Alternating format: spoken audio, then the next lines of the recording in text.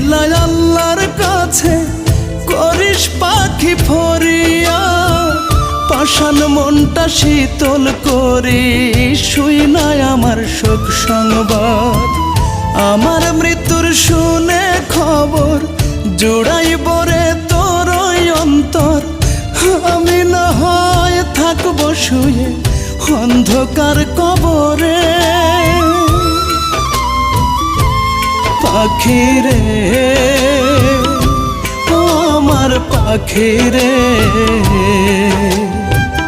তোর বিচার আমি নয় রে করবে আমার অন্তর কারিগরে।